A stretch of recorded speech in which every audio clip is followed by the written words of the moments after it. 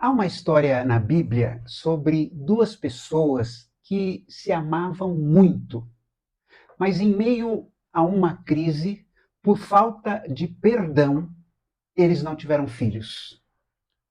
O amor sempre vence, ou neste caso, o amor perdeu? Vamos sair da caixa?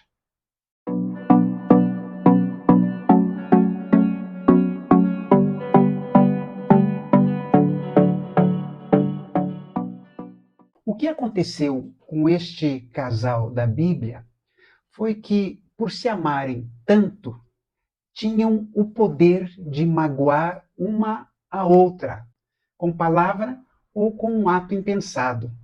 E uma vez, quando o fizeram, ficaram magoados demais e foram orgulhosos demais para dizerem: desculpe, me perdoe. A história tem tudo a ver com perdão. E aqui no caso, a falta dele. Jesus disse que devemos perdoar o próximo 70 vezes 7. O que ele estava querendo dizer é que nós devemos perdoar sempre, porque ninguém vai andar com uma cadernetinha anotando as ofensas do outro. Mas levando esta palavra de Jesus ao pé da letra, eu acredito que somente no relacionamento familiar, marido e esposa, pais e filhos, irmãos, é que se consegue perdoar muitas vezes, não 490. Fora deste âmbito familiar, é comum nós não perdoarmos nenhuma vez. Hoje eu estava lendo sobre um novo modismo na China. As fotos do casamento são um tema muito importante naquele país. E os casais, muitas vezes, gastam grandes somas em dinheiro em fotografias muito elaboradas, tiradas em parques, ruas históricas, templos, para ilustrar aquele vínculo supostamente inquebrável. Porém, em um país onde milhões de divórcios são assinados a cada ano, muitas fotografias desta celebração matrimonial terminam, na melhor das hipóteses, no porão ou no lixo. Uma empresa especializada em demolições teve a ideia de oferecer a possibilidade de destruir fisicamente essas recordações. Na China, ainda existe um certo tabu em torno da destruição de fotografias de pessoas vivas. Mas aquela empresa recebe, em média, de 5 a 10 solicitações por dia, de todo o país. Tudo passa por uma trituradora, sejam grandes fotografias de parede emolduradas em plástico, acrílico ou em vidro, ou pequenos álbuns. Ali, os funcionários cobrem os rostos dos clientes para preservar a privacidade. Em seguida, quebram o vidro com um martelo e ficam-se dizendo que todos são pessoas tentando seguir em frente. As fotografias oferecem uma visão dessas famílias agora desfeitas em tempos de felicidade. Casais apaixonados se olham com ternura. E desde o lançamento, há um ano atrás, cerca de 1.100 pessoas solicitaram esses serviços para destruição. A maioria tem menos de 45 anos e 2/3 são mulheres. Os clientes geralmente desejam se manter na discrição. Os seus motivos para se desfazer das fotografias geralmente são complexos. Poucos fazem com má intenção, justificam os destruidores do passado. E é principalmente por essas fotos despertarem em seus clientes certos pensamentos ou sentimentos negativos, ou constituem um obstáculo para superar a dor.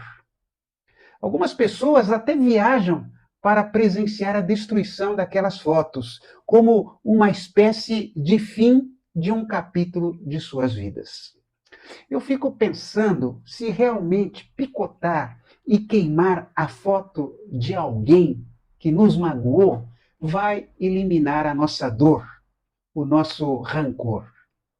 Mas nós fazemos isso o tempo todo. Por exemplo, quando cancelamos alguém na nossa mídia social.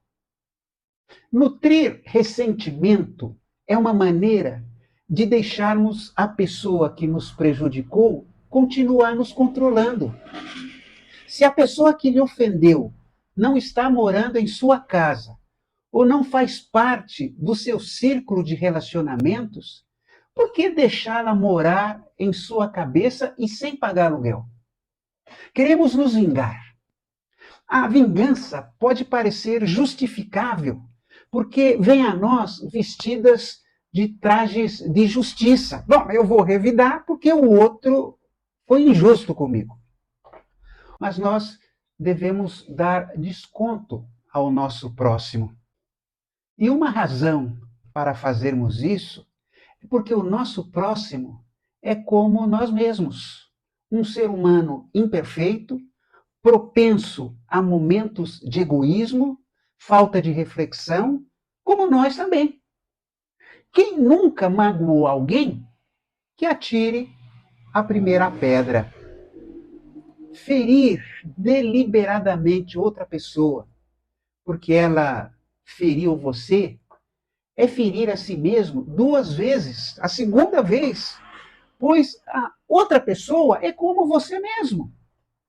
Porque nós ficamos segurando um carvão quente na mão, à espera de uma oportunidade para atirá-lo no nosso ofensor. Quer dizer que eu devo deixar tudo por isso mesmo? A questão é que, se nós o consideramos um ser humano desprezível, aquele que nos ofendeu, por que ficaríamos ansiosos por imitá-lo? Tirar o poder de punição da mão da pessoa prejudicada e passá-lo para uma autoridade central foi um dos grandes passos para civilizar os seres humanos. A vingança não é minha. Há os canais competentes de vingança. Né? Aí a justiça se torna imparcial, em vez de uma simples vingança. Lembre-se que cada um vai dar conta de si mesmo. Voltando à história bíblica que eu citei, do casal que se amava, mas não teve filhos por falta de perdão, eu afirmo com certeza de que naquele relacionamento o amor perdeu. Quem me alertou para essa história foi o rabino Harold Kushner, que escreveu um livro, As 9 Lições Essenciais que Aprendi sobre a Vida. A história bíblica está lá no segundo livro de Samuel, capítulo 6, versículos 12 a 23. E o versículo 23 é muito triste. O rei Saul e todos os seus filhos tinham morrido em combate com os filisteus, um povo inimigo. Davi, com uma popularidade imensa, foi escolhido para ser o rei das federações tribais israelitas do norte e do sul. E, em um esforço para unificar o país, ele conquista uma cidadela jebusita de Jerusalém, situada na fronteira entre os reinos do norte e do sul de Israel, e tornou Jerusalém a capital. Depois, para fazer de Jerusalém também o centro religioso, além de político, ele providencia para que a Arca da Aliança, que continha as tábuas originais dos 10 mandamentos, fosse levada a Jerusalém em uma procissão festiva, marcada por cantos, danças e comemorações.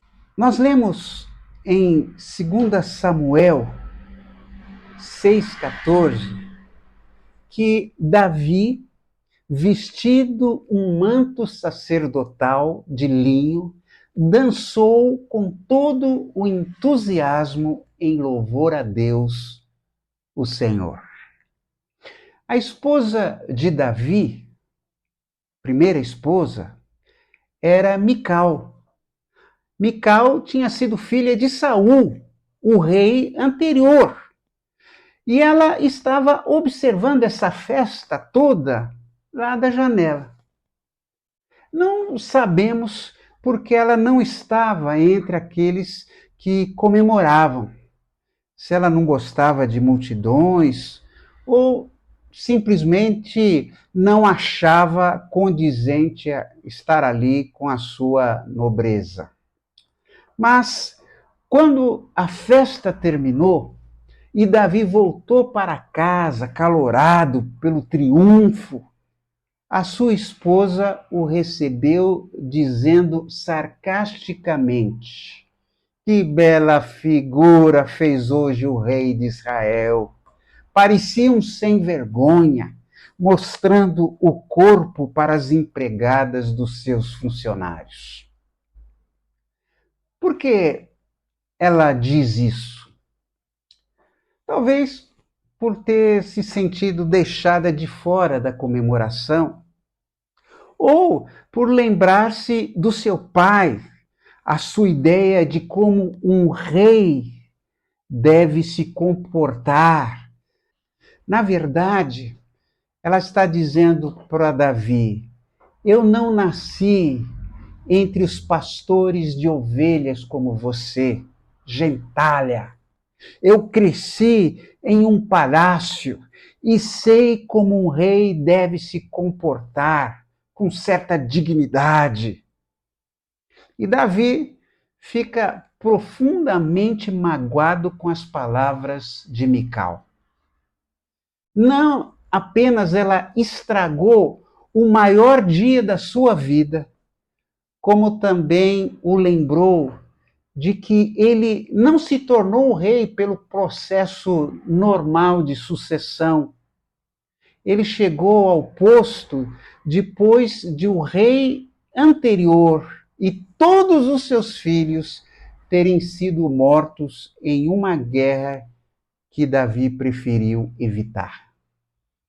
Magoado, bravo, ele responde a Mical: eu não estava dançando diante das servas, eu estava dançando em louvor ao Senhor. Mas como ele está magoado e bravo, e a gente deve tomar muito cuidado em conversas assim, acaloradas, com sentimentos à flor da pele, ele não consegue parar por aí. Mical o machucou e ele sente necessidade de machucá-la. Assim, ele prossegue dizendo: eu estava dançando em louvor ao Senhor, que preferiu me escolher em vez de escolher seu pai e os descendentes dele, seus irmãos, e me fez líder de Israel, o seu povo. E aí, quando se coloca a família no meio, a coisa complica. E então, nós lemos o que Harold Kushner considera o versículo mais triste da Bíblia, versículo 23. E Mical, filha de Saul, nunca teve filhos. Por quê? Ter filhos era muito importante na cultura hebraica. E a Bíblia não fala que Mical era estéril. Uma explicação para isso é que Davi e Mical nunca mais se aproximaram intimamente como marido e mulher depois dessa discussão. E isso é muito triste. Eles formam uma das maiores histórias de amor da Bíblia. Mical é a única mulher que a Escritura diz que se apaixonou por um homem. 2 vezes ela desafiou seu pai, o rei, para proteger Davi. E Davi arriscou a sua vida diversas vezes para ganhar a Mical, depois que o rei Saul estabeleceu um dote de 100 filisteus mortos pela sua mão. Isso não pode parecer não muito romântico, mas Davi teve que matar 100 inimigos para receber Mical como esposa, e ele o fez. Mas uma única discussão e a recusa teimosa em pedir desculpas de ambos os lados destruiu todo esse amor. Davi passaria o restante da vida colecionando esposas, às vezes esposas de outros homens, no que se pode ser entendido como uma busca de recuperar o que ele antes tivera com Mical. Mical, por sua vez, viveria o restante dos seus dias vagando pelos corredores do palácio, lastimada por todos que a viam como uma esposa indesejada. E só seria necessário que um dos dois dissesse desculpe, e que o outro aceitasse o pedido de desculpas, perdoasse e dissesse desculpe-me também. Os mais antigos certamente assistiram um filme famoso na década de 70 chamado Love Story. O slogan publicitário para aquele filme foi: amar é nunca ter que pedir perdão. Eu não sei o que os publicitários estavam pensando. Talvez eles pensassem que o filme estivesse tentando dizer que se 2 pessoas se amam de verdade, elas perdoarão uma a outra por qualquer deslize ou ofensa, sem necessidade de pedir desculpas. Talvez seja isso. Mas histórias como a de Davi e Mical nos alerta, e como experiência da maioria das pessoas vai confirmar, é possível ficar profundamente magoado por um ato irrefletido da pessoa a quem se ama. E isso pode ser mais doloroso do que algo ruim que lhe seja feito por outra pessoa qualquer.